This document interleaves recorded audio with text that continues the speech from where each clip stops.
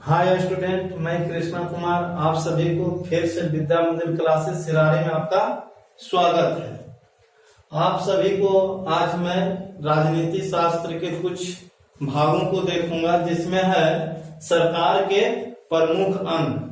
तो स्टूडेंट, सरकार के प्रमुख 3 अंग को रखा गया है। सबसे पहले कार्यपालिका, दूसरा विधायिका और तीसरा न्यायपालिका। कार्यपालिका, विधायिका, न्यायपालिका।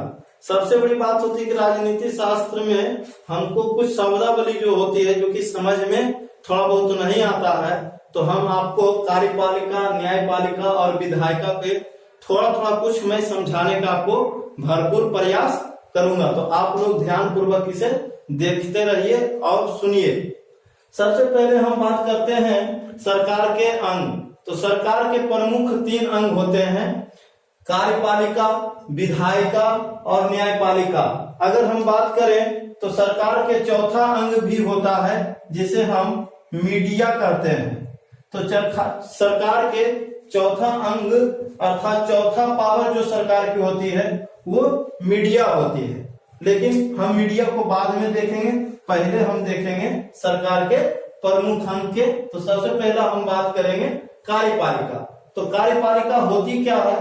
तो जो कानून लागू करने की शक्ति रखता हो, जो कानून लागू करने की शक्ति रखता हो उसे हम कार्यपालिका कहते हैं। जैसे माननीय प्रधानमंत्री नरेंद्र मोदी जी ने नोटबंदी लागू किए, तो ये जो काम किए ये कार्यपालिका के अंतर्गत होते हैं। विधायिका की बात करें तो जो कानून बनाने की शक्ति रखता हो अर्थात जो कानून को बनाने की जो शक्ति रखता हो, निर्माण करने की शक्ति रखता हो उसे हम विधायिका कहते हैं। और ये कानून को जो उल्लंघन करता हो, वैसे व्यक्ति जो कानून बनाए गए हैं और उसे सही रूप से उसे उल्लंघन करते हैं, तो हम उसे न्यायपालिका के क्षेत्र में देखते हैं। तो अब हम देखेंगे कार्यपालिका।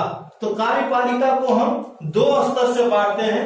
सबसे पहला केंद्र स्तर पर और दूसरा राज्य स्तर पर। कार्यपालिका को 2 स्तर से बांटते हैं, केंद्र स्तर और राज्य स्तर। केंद्र स्तर पर कौन कौन आता है? तो हम बात करेंगे केंद्र स्तर पर सबसे पहले राष्ट्रपति आते हैं। केंद्र स्तर पर पहला जो होता है वो राष्ट्रपति आते हैं, जबकि दूसरा जो होते हैं उपराष्ट्रपति आते हैं, उपराष्ट्रपति। और 3 में आते हैं प्रधानमंत्री, प्रधानमंत्री। जबकि चौथा अंग में अगर चौथा की बात करें इसी के अंतर्गत केंद्र स्तर पर, तो फिर चौथा के स्तर पर जो आते हैं वो मंत्री परिषद आते हैं। कौन आते हैं? मंत्री परिषद, मंत्री परिषद। तो मंत्री परिषद आते हैं। मंत्री परिषद को भी हम 3 वर्गों में देखेंगे। मंत्री परिषद को हम 3 वर्गों में फिर देखते हैं। एक होता है कैबिनेट मंत्री, कैबिनेट मंत्री।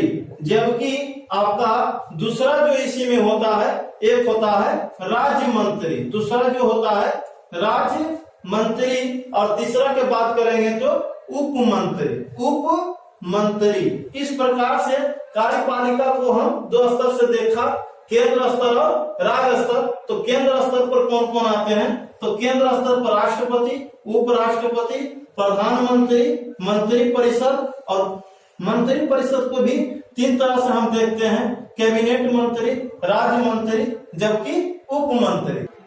जबकि राज्य स्तर पर आपका राज्यपाल आता है, राज्य स्तर पर राज्यपाल, उसके बाद मुख्यमंत्री, मुख्यमंत्री। और इसी का अगर हम राज्य स्तर पर बात करें तो इसमें भी मंत्री परिषद होते हैं, इसमें भी मंत्री परिषद होते हैं। कार्यपालिका को अगर बात करें तो ये 2 स्तर से भी और अन्य 2 स्तर से हम देख सकते हैं। कार्यपालिका जो होता है 2 स्तर से और हम देख सकते हैं। एक होता है अस्थाई, एक होता है अस्थाई, जबकि दूसरा जो अगर होता है तो दूसरा अस्थाई भी होता है। तो कार्यपालिका को अस्थाई सदन भी और अस्थाई भी कह सकते हैं। अस्थाई के अंतर्गत जैसे अगर बात करें तो यूपीएससी जैसे संगठन जो होते हैं ये अस्थाई के अंतर्गत आते हैं, जबकि अस्थाई के अंतर्गत जो है जैसे राष्ट्रपति है ना, प्रधानमंत्री, ये सब जो होते हैं वो अस्थायी के अंतर्गत आते हैं। अब हम बात करेंगे विधायिका। तो कानून बनाने की जो शक्ति रखता हो उसे हम विधायिका के अंतर्गत रखते हैं, और इसे भी हम दो क्षेत्र में बांटते हैं, केंद्र स्तर और राज्य स्तर। केंद्र स्तर पर अगर बात करें तो केंद्र स्तर को ही हम कहते हैं संसद। क्या कहते हैं? संसद, पार्लियामेंट। और संसद भी दो प्रकार के होते हैं, एक लोकसभा जबकि दूसरा राज्यसभा। दूसरा जो होता है राज्यसभा, लोकसभा जबकि दूसरा राज्यसभा। तो केंद्र स्तर पर संसद अर्थात संसद को लोकसभा या राज्यसभा।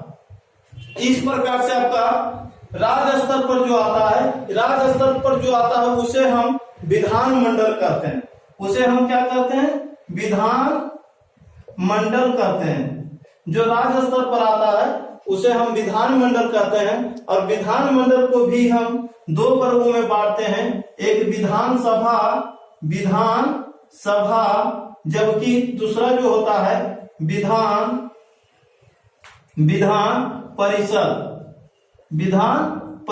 दूसरा जो अंग होते हैं राज्य स्तर पर कार्य विधायिका, तो विधायिका जो राज्य स्तर पर होते हैं वो विधानमंडल, और विधानमंडल के अंतर्गत विधानसभा और विधान परिषद। विधानसभा लगभग सभी राज्य में लागू होते हैं, जबकि विधान परिषद कुछ ही राज्य में लागू होते हैं। जैसे विधान परिषद अभी भारत में 7 राज्य में विधान परिषद है, जैसे बिहार, यूपी, ये सब राज्य में विधान परिषद है, जबकि विधानसभा भारत के सभी राज्यों में लिखित है। अब हम बात करते हैं न्यायपालिका के। न्यायपालिका के।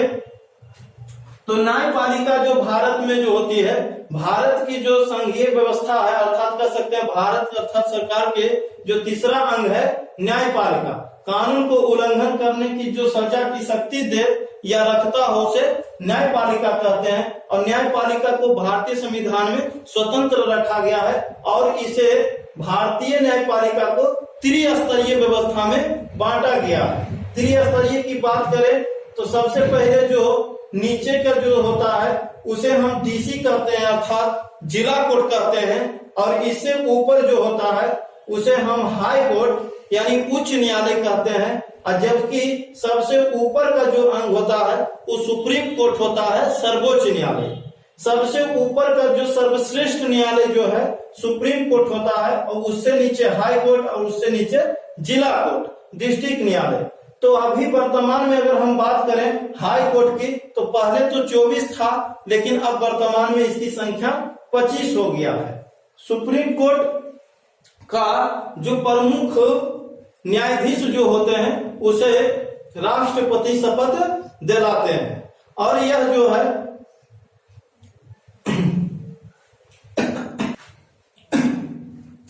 तो हम इस तरह से न्यायपालिका को देखें। एक बार फिर से हम इसे रिवीजन करने की प्रयास करेंगे।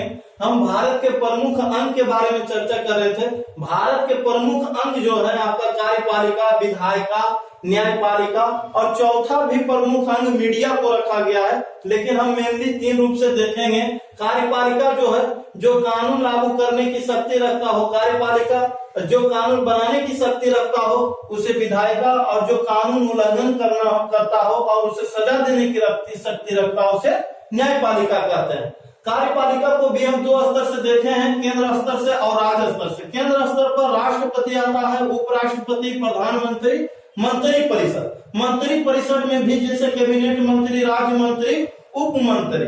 अगर कैबिनेट मंत्री की बात करें तो प्रधानमंत्री के बाकी जो मंत्री होते हैं उसके नीचे का जो कैबिनेट मंत्री होते हैं, जैसे अभी गृह मंत्री के रूप में अमित शाह के रूप में ऐसे मंत्री, रेल मंत्री अश्विनी चौबे ऐसे मंत्री कैबिनेट मंत्री के अंतर्गत आते हैं। अगर हम राज्य स्तर की बात करें तो इसका राज्यपाल आता है, मुख्यमंत्री आता है और मंत्री परिषद आता है। अगर दूसरे स्तर से देखें तो कार्यपालिका भी 2 स्तर से फिर से देख सकते हैं, अस्थायी और अस्थायी।